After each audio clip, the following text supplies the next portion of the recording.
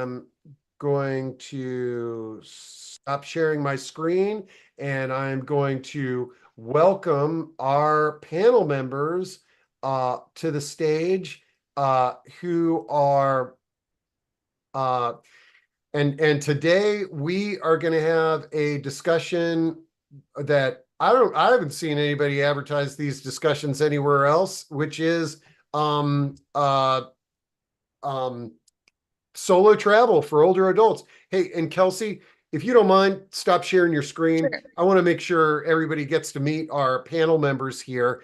And I've been looking forward to this, folks. We've got a great panel for you today, and I know that this is something that you all can engage in dialogue with us. Best part about our discussions is they're live and interactive. But let's, before we dive in and we get to see Kelsey's slide deck, let's meet who we've got on the screen here. Kelsey, I'm going to go first with you. You are a staff member with Rhodes Scholar. Tell us a little bit about your background and what led to your career in this unique area. PR director at Rhodes Scholar. I've been at Rhodes Scholar a little over 8 years. I might just be a career Rhodes Scholar employee. I love Rhodes Scholar so much. It's such a great place to work. And I talk about that because I think if people are choosing where to spend their money, I think it's good to know that when they're spending it with Rhodes Scholar, they're spending it with a company, an organization, a not-for-profit organization that treats their employees very well. So I love working at Rhodes Scholar. I've been there 8 years. Like I said, I started as a copywriter. I'm from Wisconsin originally and live in Providence, Rhode Island now. And my background is actually I have an MFA in creative writing. So I started as I said a copywriter at Rhodes Scholar, and it led me to my position in PR. And I absolutely love it. I love telling stories about older adults. I love getting to meet them and talk with them. And I feel like I play a little bit of a small role in reframing people's ideas of aging and fighting ageism, because I tell stories about amazing older adults who are doing things that defy aging stereotypes every day.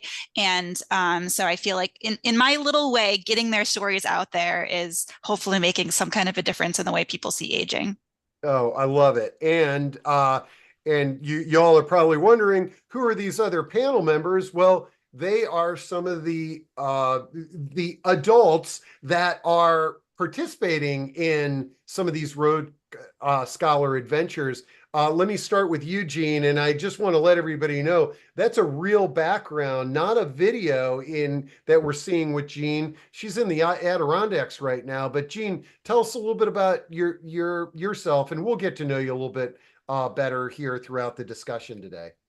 Sure. Well, I live actually in the Finger Lakes area, but right now I'm on one of my vacations up at my summer camp, which is really just a fish shack, to be honest. But in between, I like to do a lot of traveling with Rhodes Scholar, and I come from an early childhood background, so I'm an educator. Excuse me. And I think that I actually, well, let me just say I'm a second generation Rhodes Scholar. My parents both traveled with Elder Hostel. I have two sisters that have traveled with Rhodes Scholar. And so we're kind of that kind of family. I come from a people who like to do lifelong learning, and they like to try new adventures. I And that's love it. yeah.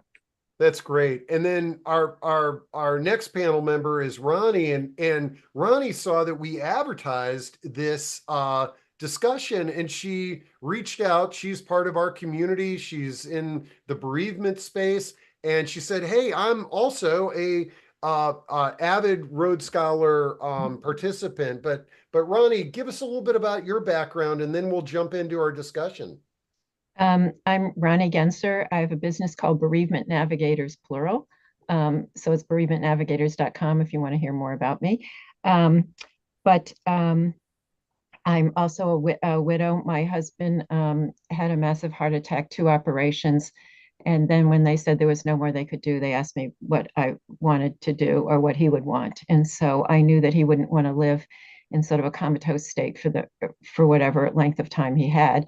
So I asked them if I could bring in the family within 24 to 36 hours because they lived out of town. His adult children and his parents were alive. And So I brought them in. We could all say our goodbyes. But as a result of that, I'm becoming a widow, an unexpected widow, as I say, because it wasn't in the script here for what the season was supposed to be like, season of the year.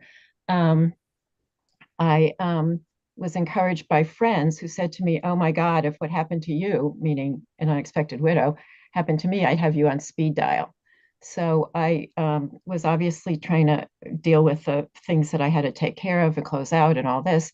But when things sort of settled down, I kind of listened to what some of my friends were saying was maybe I should think about providing this as a service. Well, the only way I was going to provide it as a service is to make it a business, because for, I don't know, 11, 12 years before that, I had an international sales and marketing consulting business where I helped US companies sell their product overseas, and overseas companies to find uh, uh, people here who worked for companies who were interested in their products. So that's sort of That's great. But sort of my background. So after a while, though, I closed the domestic and international sales and marketing consulting business, and I started this business, bereavementnavigators.com, to work with widows, widowers, and adult children on all the personal practical That's tasks. fantastic, Ronnie. But you've experienced your husband passed, and you're going to share with us today how you've been traveling solo and I've been doing traveling. some of that with Road Scholar, correct? Yeah. And so I realized probably a couple of years ago that like I wasn't going anywhere except to visit the family, my sister in a suburb of Reno, my brother in Charlotte, things like that. I should do something more interesting so that when I went to like local networking meetings for my business, I had something interesting to say. So that was kind of how I did that. And I've been on 2 Road Scholar trips, and I have a third one planned. Do you want me to talk about the two I've been on? Yeah. Yeah. No. Okay. Let's Because put a pin in that. Let's put a okay. pin in that. We're Sure. going to come back to you. We want to hear about both the trips that Jean and Ronnie have done, but Okay. let's let Kelsey kind of give us a higher level on Road Scholar, and you all have done some research on solo traveling, and then again, anybody wants to jump in, just use chat or Q&A. But Kelsey, take it away if you want to jump in with your slide deck there. Great. Yeah, thank you so much for having us again. So happy to be here to talk about Road Scholar and about solo travel. So I just wanted to make sure, in case there's anybody out there listening that doesn't know Road Scholar yet, I wanted to make sure we explain that a little bit so you know kind of the context we're coming from. So we are the world leader in educational travel for older adults. We were founded in 1975, as Jean said. We were originally Elder Hostel. So some of you might know Elder Hostel from your parents or your aunts and uncles traveling with us. We see lots of multi-generational families now, coming in and traveling with us like Jean. So we are celebrating our 50th anniversary next year. So we've got a lot going on for that. We host thousands of educational programs each year in 42 states, 100 countries, all 7 continents. We also have online programs if you can't travel. We serve 120,000 travelers every year. We serve people from their 50s to over 100, and the average age of our participant is 72. 27% are solo travelers and 67% are women. So we have lots of solo travelers, lots of women in our participant base. And so basically, just to make sure we're all on the same page, we provide educational travel. And what that means is it's a group travel experience. So when you come on our programs, they range from 4 days to 4 months. There's a huge range of different programs. And it's basically, we like to say, University of the World or a college without borders. So there's no homework, there's no grades. It's just learning for the sake of learning. So you come on the program, and all the lodging, most of the meals, the group leader, the on-program transportation, pretty much everything is included. So once you get there, you can just kind of sit back, relax, enjoy the learning.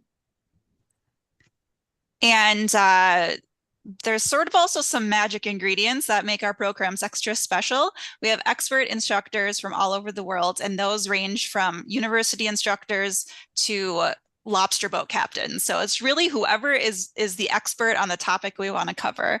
And we also build in lots of local interactions, which are really culturally immersive experiences, and behind the scenes access, whether that means a meal in a family's home, like in this picture here, or backstage passes to meet a director at a historic theater, or an overnight stay on board the USS Missouri in Pearl Harbor. There's lots of different examples of that.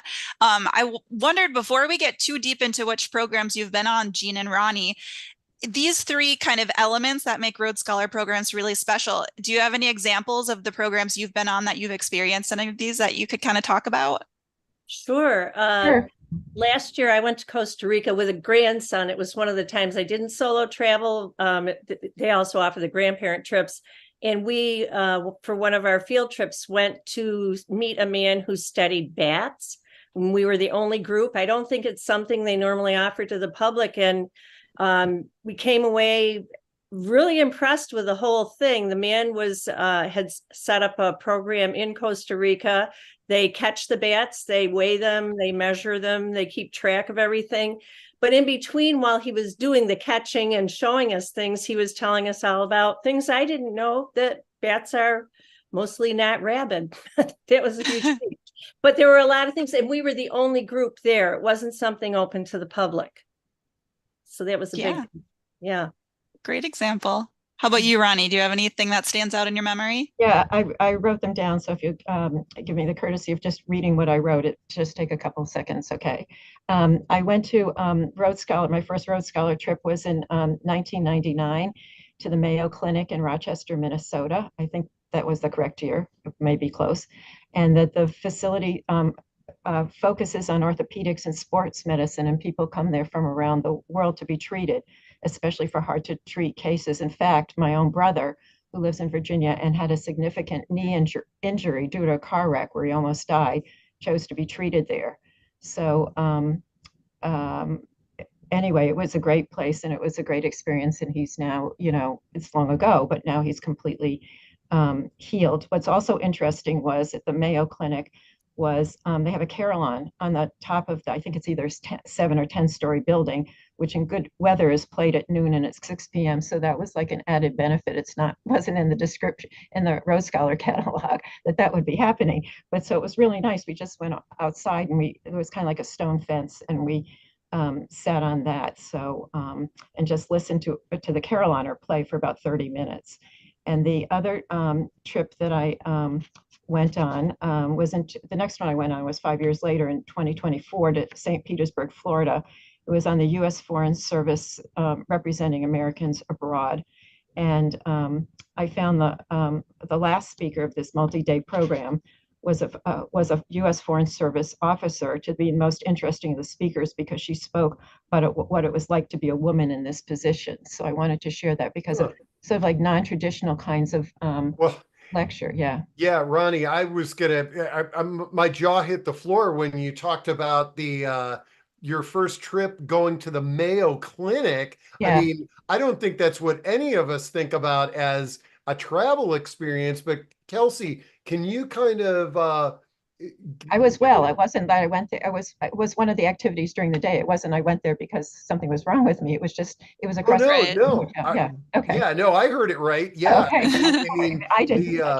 but Kelsey, are there other trips that, in the spirit of what Ronnie is sort of sharing, like going to a play? I think it would be fascinating, and I would never think about you doing that as a traveling trip. But do you have other trips like that as well? Yeah, I'm trying to think of another example. I know the Mayo Clinic one is not operating right now. We lost a lot of our programs to COVID, and a lot of them have not come back. I'm not sure the last time we ran that one, but I'm trying to think of another example. I think it's more so that experiences like that are incorporated into a program with different diverse activities, so that, we'll take you to places like the Eiffel Tower, like the iconic places you want to go. But then we also take you to places that you might not think of as, you know, a place that you go to when you're traveling, whether, like I said, it's like a meal inside someone's house or some sort of really small, obscure museum or something like that, you might not find if you're traveling independently. So I would say more so it's something that's incorporated into kind of all of our programs. And can't think of one like the Mayo Clinic one that we have right now that I would even compare it to, but Okay. we also have thousands of programs. So there might be something I'm not thinking of, but I think I know them pretty well at this point.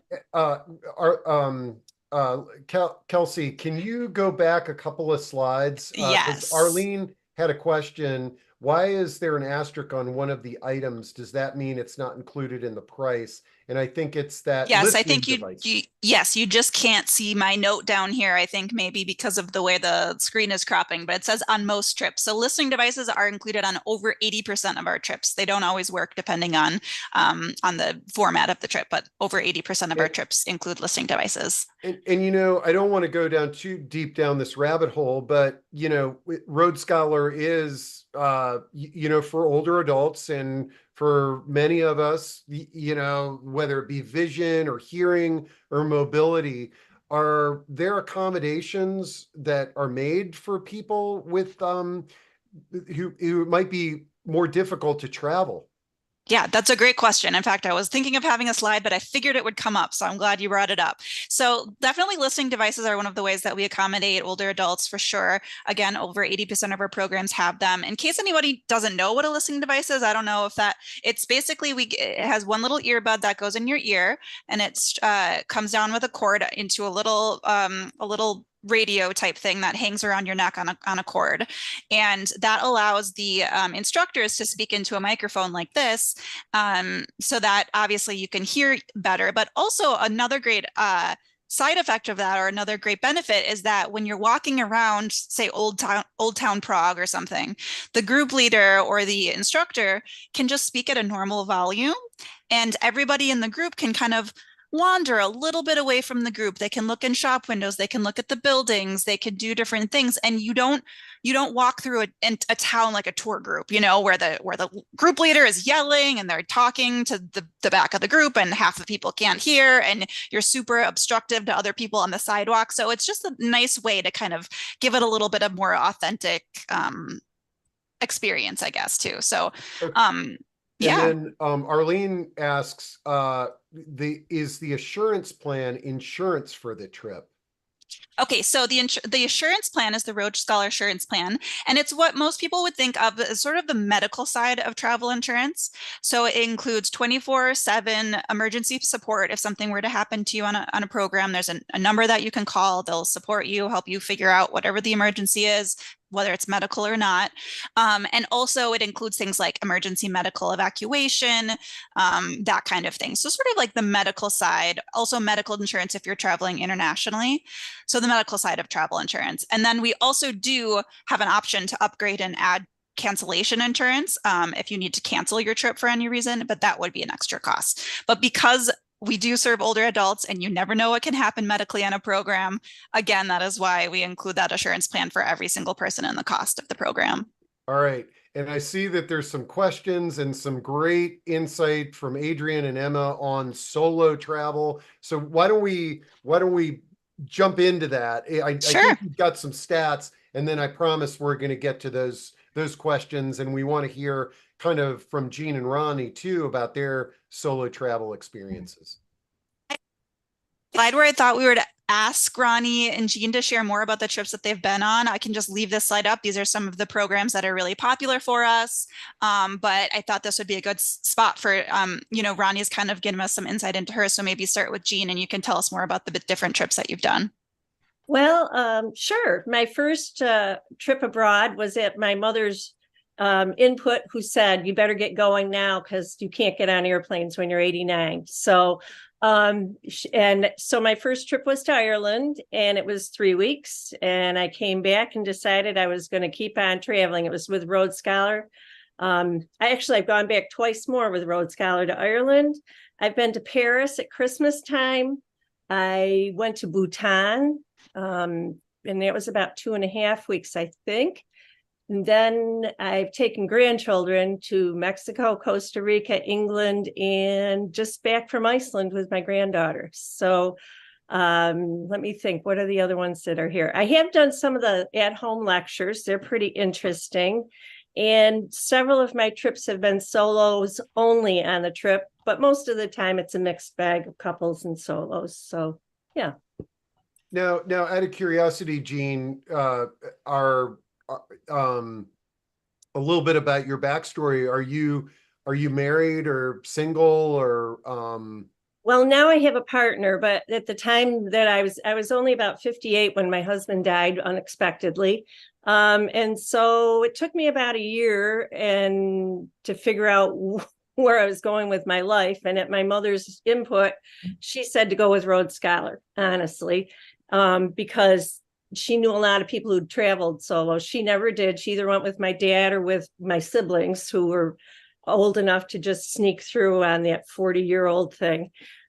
So she said to try them, and I just went home and tried it. And when I came back from Ireland the first time, two of my friends said, "Who are you and what did you do with Jean? You're not the same person." But I've just since discovered that when I travel, I am learning new things and it inspires me to try. And there's been studies that show that people who are lifelong learners are happier. I definitely think that's true. When I find new experiences, it makes me feel like I'm useful. It's easy to not feel useful. I retired almost immediately after that because I could. But it just generally keeps me feeling like I can really try anything. Zip lining when you're 70 is interesting. well, now I've got a question for Jean and for Ronnie related to solo traveling. Okay. So like you had said, that you and your family had primarily traveled with companions. I've always traveled with companions. I always go to restaurants with companions. But I think I remember the first time that I went to a movie by myself. I was really nervous because I had never done it. But then I was sort of like, wow, I kind of like going to a movie by myself better than going with a bunch of people, or, I can do what I want. Can you dive in a little bit to the insight of maybe some of the fears and the benefits that both of you experienced when you decided to go travel solo? Well, I can tell you that the first time I went to Ireland was the first time I'd been out of the country other than Canada or Mexico. I didn't have a passport, so I had to go get a passport.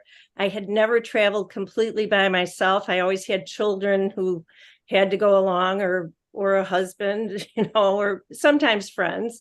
And so I got to New York City, I got on the airplane, and when I got off, I was like, what did I think I was doing? But right away, when you're traveling with a group like this, particularly, there's somebody right there.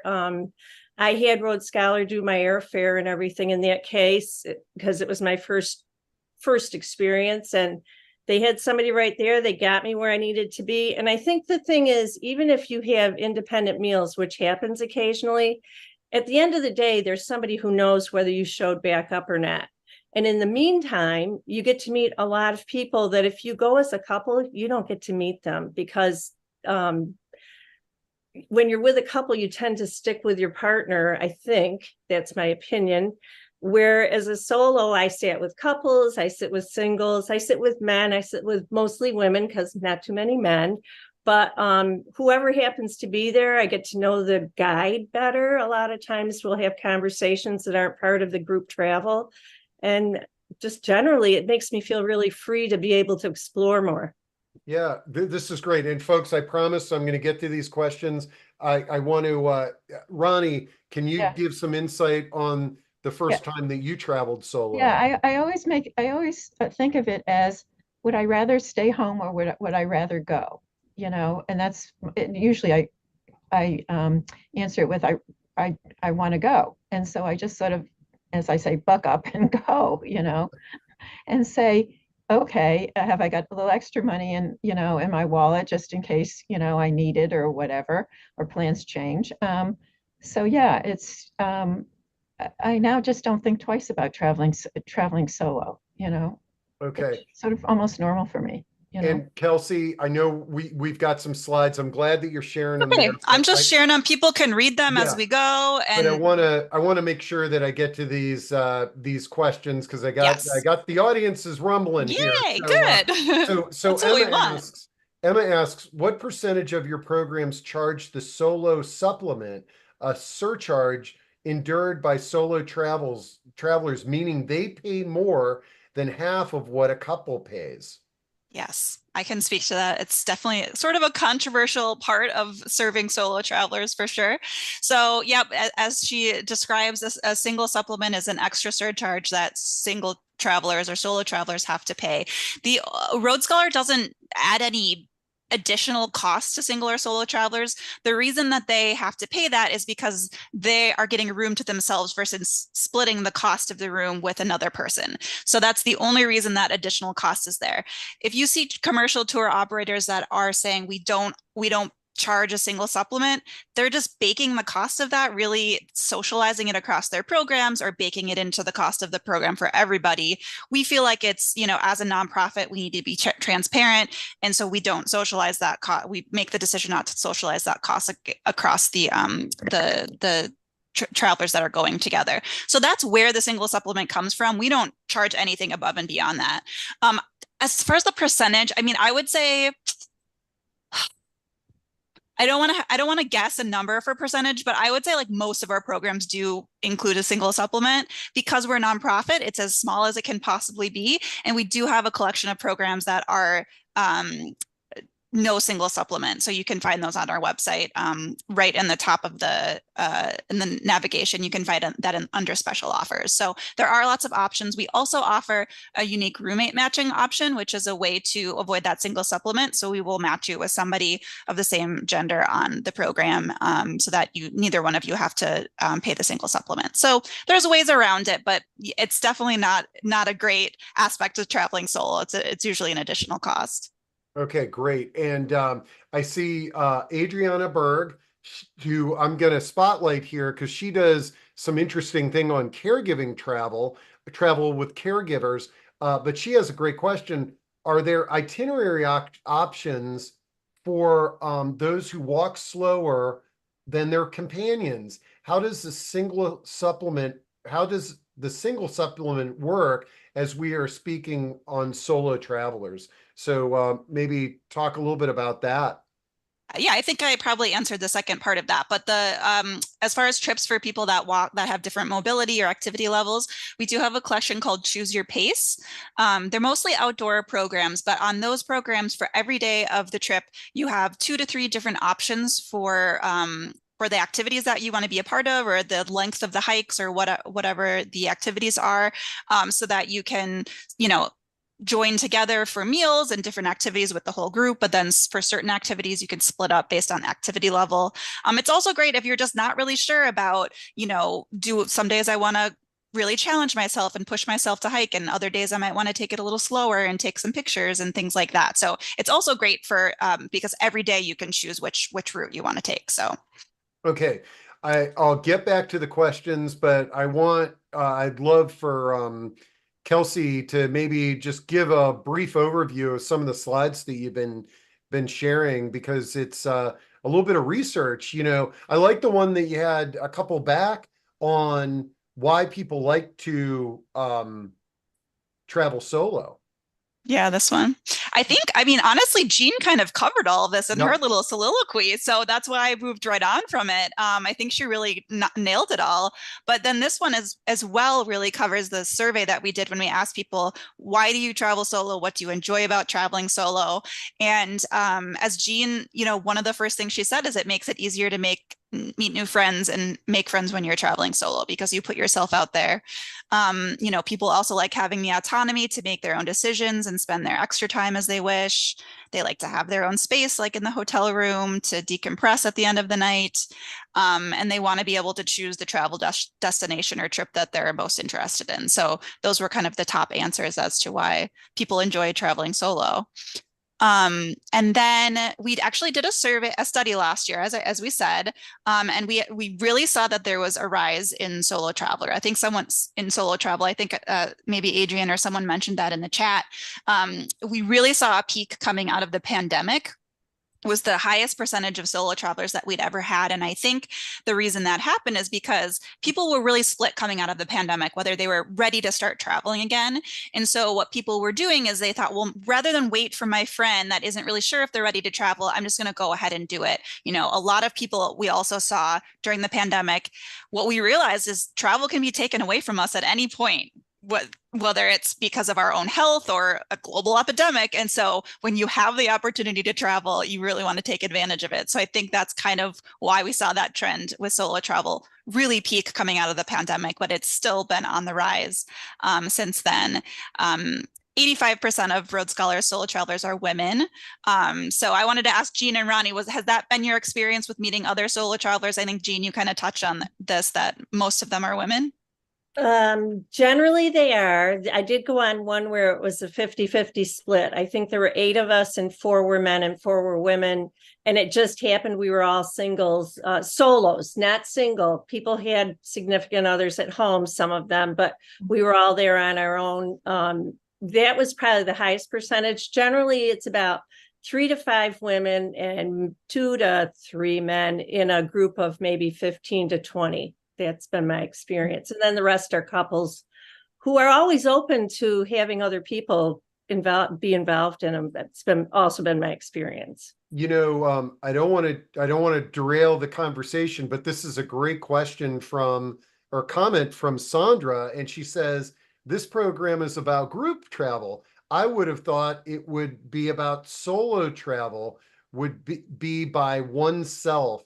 What is the term for that, please? Perhaps independent travel. So, yeah, really interesting insight. I wouldn't have thought of it this way, but Kelsey, and you want to jump in on your thoughts on that? Yeah, definitely. I had that in my notes on a slide that we kind of passed by, but there's definitely kind of a differentiation there's a huge boost in solo travel for independent travelers as well. Our data really focuses obviously on the group travel experience. We still refer to them as solo travelers because they arrive on the program. There's not really a good other way to describe it because you can't say single because they're not always single. So we say solo travelers. When I'm talking about those people who are traveling completely independently, I would say independent solo travelers or independent travelers. That's usually how I would say it, but they probably call themselves solo travelers too. So it's definitely like kind of can be a little bit confusing, but yeah, I think the reason we see a lot of, especially women traveling solo with us is because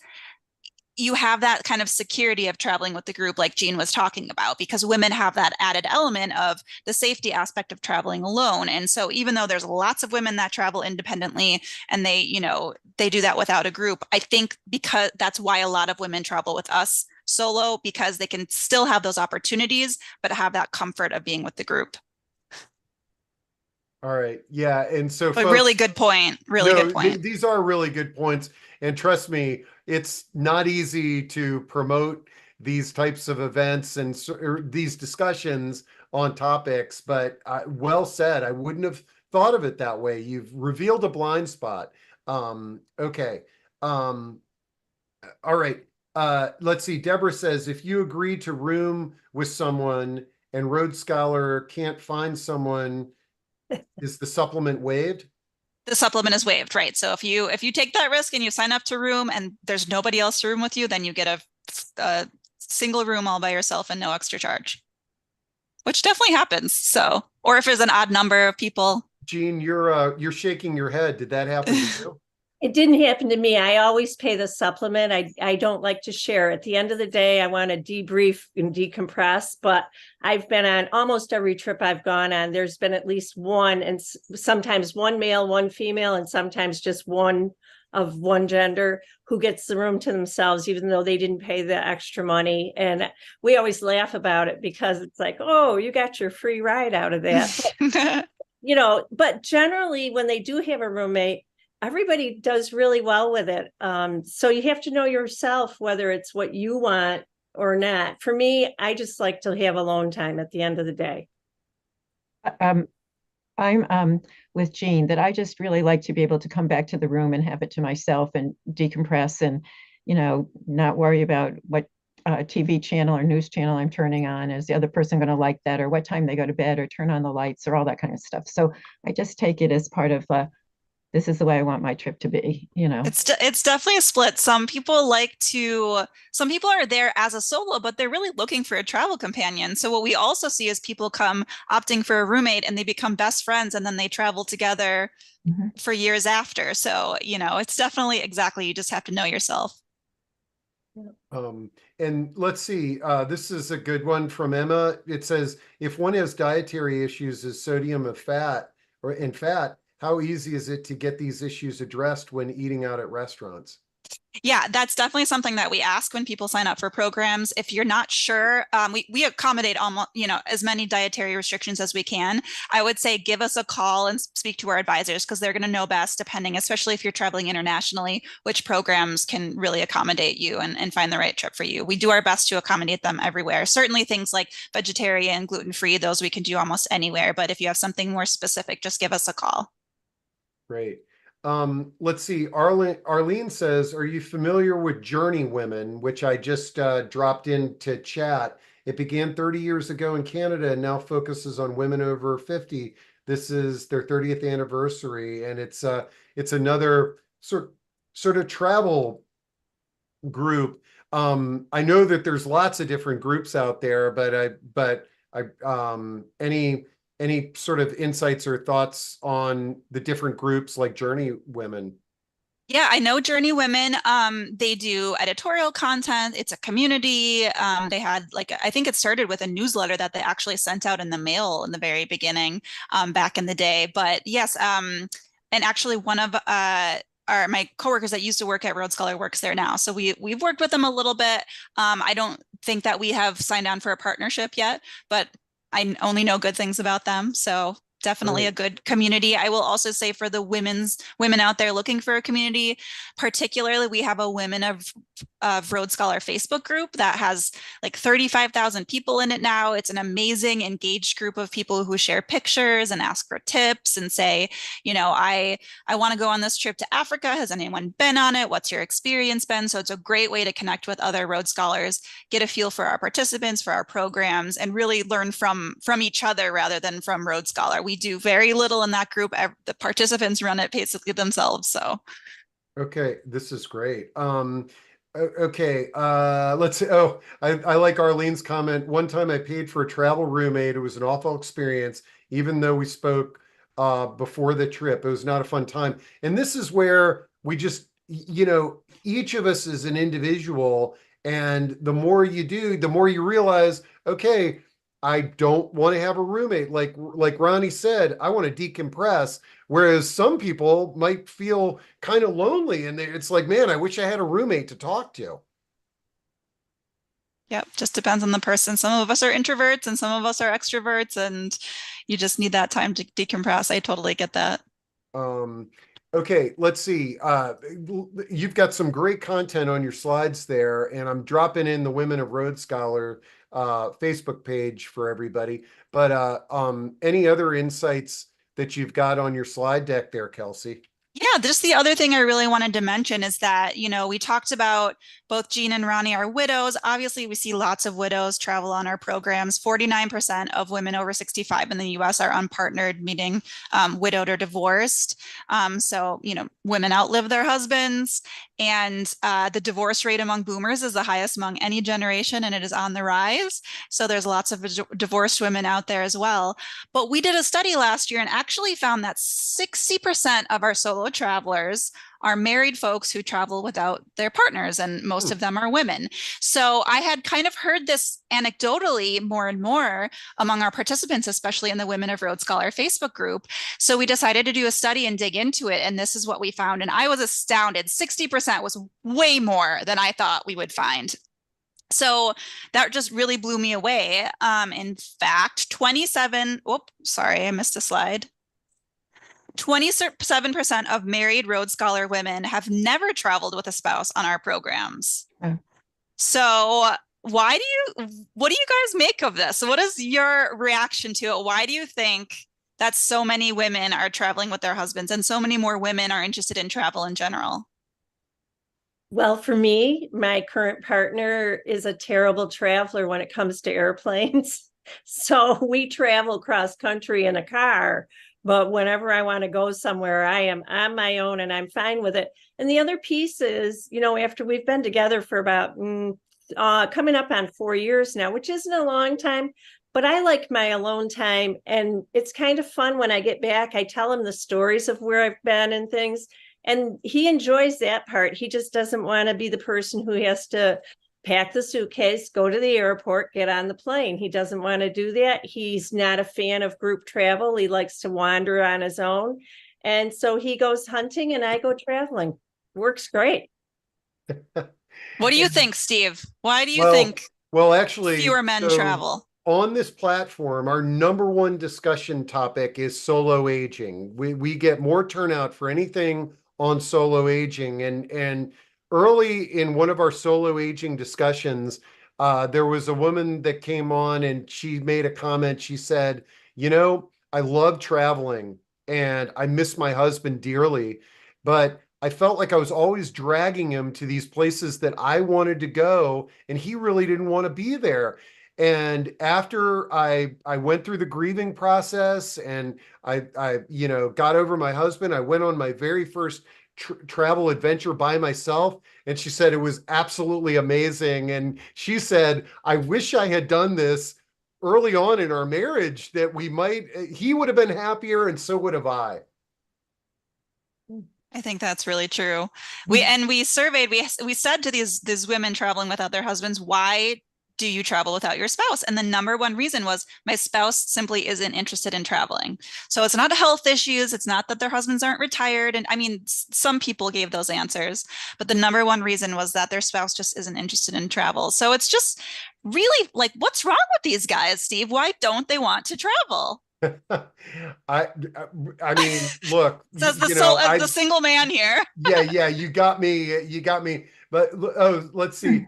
My husband had a job he couldn't get away from, and I could, and then he was retired and I was working and he went. That's what Jindy says there. Yeah. But the yeah, and well, you know what? This is great. Mark is on the discussion, and he says, as a recent widower, I would like to hear a few words about it. What it's like for a man to travel solo. Well, Mark, I don't know if we've got anybody on the discussion today who's a male that wants to share and chat. What we've got on here now is two female travelers. What is your insights on the men that you've met traveling solo on the trips that you've been on? Yeah, some have been married, and their wives, same thing. Their wives aren't interested in traveling. They finally have reached a point in their life where they could just pick up and go and afford to go. I think it's the same thing in reverse. I don't think it's oriented to your gender in that situation. If you don't have a best friend that you want to be joined at the hip with on a trip, then it's nice to go on your own, and you can, and we may, whether it's a male or female, I meet people who are married with partners of some sort. It's just another experience. And I think men would have the same thing happen. This is kind of cool. Adrian says, who's the Ageless Traveler, I dropped her website in there. She says, in fall 2024, we're starting a group called Travel Bros. and she's interviewing an 80-year-old adventurer this week in the Ageless Traveler. And that's the thing, is this really makes me just wonder, how can we appeal more to men? Because especially in older adulthood, a big part of the benefit of our trips is also the social aspect, the camaraderie that happens between the participants, the social connections that you build. And as we know, that's so important for us as we age, to have those social connections. And so the men who aren't traveling are missing out on that. So, my question, kind of rhetorical maybe, to the audience or to the world, and something that I want to delve into more now, is to do another survey and figure out, why don't these men want to travel, and how can we appeal to them more? Is it the programming? Is it the marketing? Because we want to attract them. We want them to experience our mission is to reach as many older adults as possible, not just women. So and this is from Shelley, speaking about women and security. Are there male guides or security on the trip? Or like not security. Our group leaders are a mix of men and women. So I wouldn't call it security. Certainly in some destinations, like I believe in Egypt, we have maybe a little bit of security with the groups, but it's not typical on most of our programs. Okay. So And the group leaders are all locals. They speak the language. They are, seasoned group leaders who know what to look for, what to be aware of. All of the details are taken care of. So, we like to think that they really keep the groups, safe. So. And I'd like to throw in one of the things that I've found in 2 of my trips are if there's going to be a problem somewhere, they usually reroute and offer actually a better scenario than the one you would have been on. And I don't want to throw shade on any country, but they happened in 2 European countries where there were things going on regarding civil unrest, and we just went to a different place and had a lot better experience actually than what was scheduled for that day in each moment that happened. So I think that's the other piece about traveling with a group like this is they don't need security because they were already pre-planning for any concerns that might come up during your time in that country. Really good point, Ian. Okay, great. Okay, let's see. Adrian says, Kelsey, tell everyone about the Rhodes Scholar volunteer programs and the scholarships. Yeah, so let me go back to that. I had a slide let me go back to that one for you. And, we are not for profit, which is unique in travel. So we do offer financial assistance in the form of scholarships and grants. The grants are for full-time family caregivers. So if you are a caregiver now or had been and your loved one has passed away, you can apply for those scholarships and grants. And yes, we do have some service learning programs as well that have been going on for many years. So I think we have 2 or 3 or 4 right now. There's not as many as since before COVID, so we need to add some of those back. But I know we have the one where you work on the one that I mentioned before, where you work on the USS Missouri and you help to preserve the ship. And then you get to actually stay overnight on the ship, which is really cool. We have one in Chincoteague Island. That's sort of like an outdoors preservation project. And then we have a teaching one on the Navajo reservation in the Southwest. I think those are the 3 that we have right now. So those are really cool programs. Thanks, Adrian. Okay. And what are those called on the website? Service learning. Service learning. Okay, great. Yeah, I can. I dropped in the financial assistance for Rhodes Scholar Learning Adventures into chat. This is a great one from Patty, and maybe Jean and Ronnie saw some of this. Any romances from solo travelers that you're aware of? I won't say that there were romances, but there was, I think on the last Rhodes Scholar trip I was on, there was a woman who was seemingly pursuing somebody. It was sort of like just casual, like at the breaks and stuff like that. And I just kind of like, oh my God, very strange. I know of at least 5 couples who have met on a Rhodes Scholar program and either got married or long-term partners. So that's just that I've come across in my PR work and my storytelling, but it definitely happens, but it's harder because there's fewer men. Yeah, but like what lately we had a matchmaker, we've had a couple of authors on dating after 50 and 60, and but this makes a lot of sense is that regardless is like do what you find interesting, do what you want to do. You're going to find other people that enjoy the same, and it may spur a romance, and if not, you're doing what you want to do and you're meeting really cool people. Exactly. Okay. Let me look at the clock here. Okay, we've got about 5 minutes to the top of the hour. And I want to make sure that if Kelsey or any of our panel members can share any other insights. Oh, Rachel made a request. Can you give examples of some solo trips that are coming up? Yeah, let me pull up the solo travel. We do have a new collection of trips that are specifically exclusively for solo travelers. Now, our solo travelers are welcome on any program. You know, I think Jean and Ronnie can speak to, you know, we hear again and again that our solo travelers feel very welcome, even from the couples or there's a mix of couples, solo travelers, friends traveling together, siblings. So it's really a mix. And I don't know if Jean and Ronnie, if you want to speak to that element of feeling welcome, even a regular Road Scholar group. Oh, Oh, sure. Yeah. and While she's looking, you mean? In Crete, I'm heading to Crete as a solo traveler, but I'm pretty sure there's at least one couple going on that. You know, ahead of time, you can kind of tell from the discussion board, but I always travel solo unless I have my grandchildren along, which they're done now.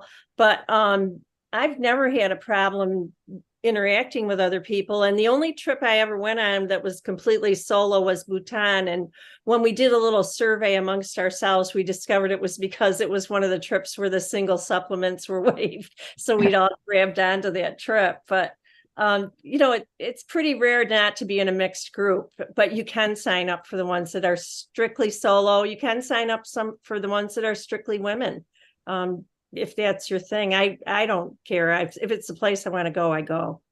Yeah, I mean, I've experienced in just a traditional trip where there's singles and there's couples, that occasionally there are couples who just say, you know, we're going out to dinner by ourselves. You know, if I walk up to them and say, can I join you for dinner or something like that, you know, and someone says, so I just kind of blow it off and go find somebody else. There's enough people on the trip to have dinner with. So, we're looking for the same kind of food I am for that evening. It's no big deal. all right. And there's a couple of requests to put up, the solo trips. This is on the website. We got the link there. These are the solo only trips, and there's 12 coming up, I guess. And it looks like we got New Orleans, we got Italy, Peru, India, San Francisco, Italy, Buenos Aires. Oh, this is cool. Civil rights movement, Atlanta, Montgomery, Selma, art collectors and their collections, Costa Rica, Chicago. So there's a lot of options there. And then the other thing that Kelsey shared is singles at no extra cost. So this is what y'all are talking about the fee being waived, correct? Yep. Okay. And look at all these.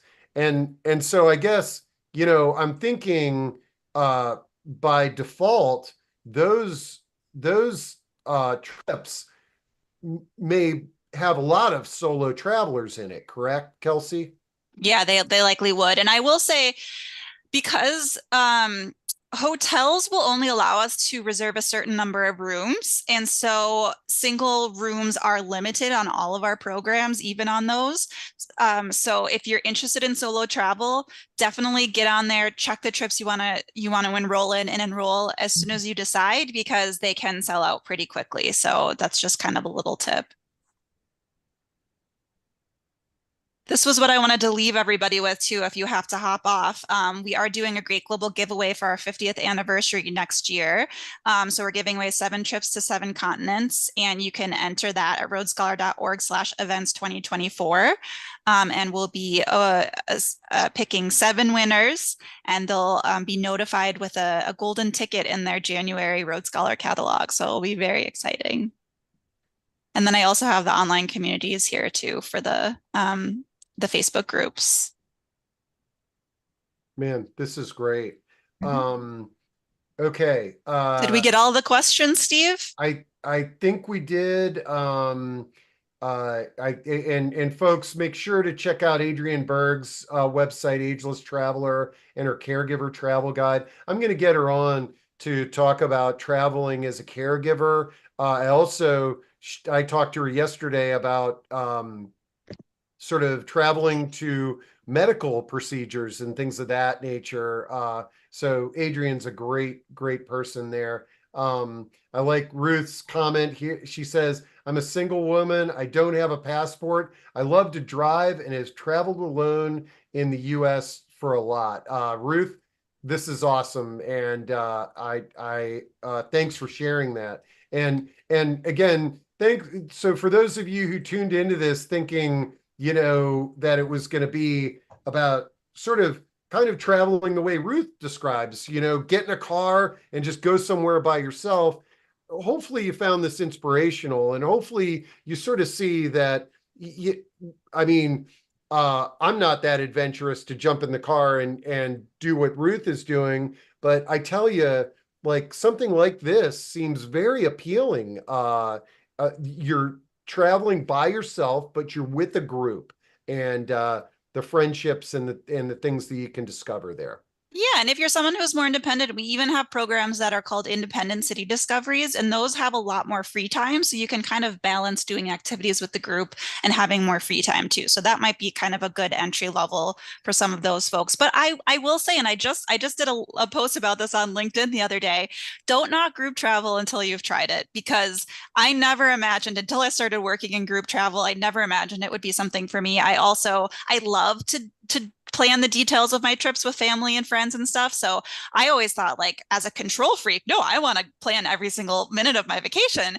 But honestly, now as the mom of a toddler, being able to show up and have everything taken care of for you and just be able to relax and enjoy it, and know that the people that are planning the trips are locals, and they know both the iconic sites that you want to see, but also those, like, down the alleys or, hole in the wall restaurants, places that you would never find on your own. So if you're someone who likes independent travel, definitely there's a place for that, but give group travel a try, because I really think once you try it, you'll also maybe add that to your menu of trips that you do every year. Now, I know we're going long. Just remind everybody that it's recorded, but I like to make sure that we answer everybody's questions. But Deborah says, have any of the solos been on a boat or a barge trip?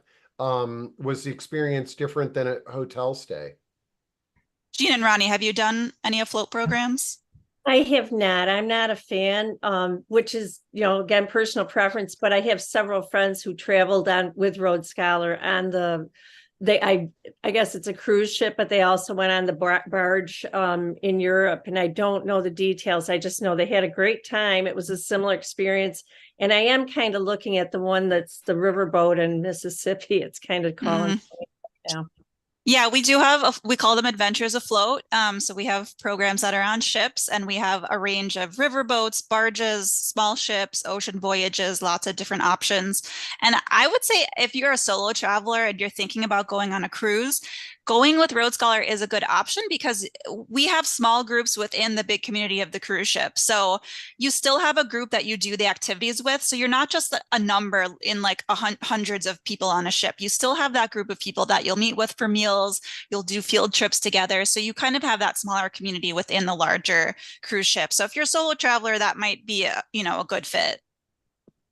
My concern about a ship is, like, what if I get there and the water is sort of rocky, and I feel, and I'm feeling not great, and now I've got another 3 days or something, and I can't get off the ship. So I've kind of been like, I'm not sure here. Maybe I do, like, a lake or something like that, but not, Yeah, you've got to know yourself for sure. Yeah, we have a really popular program, Great Lakes program, that was so super popular.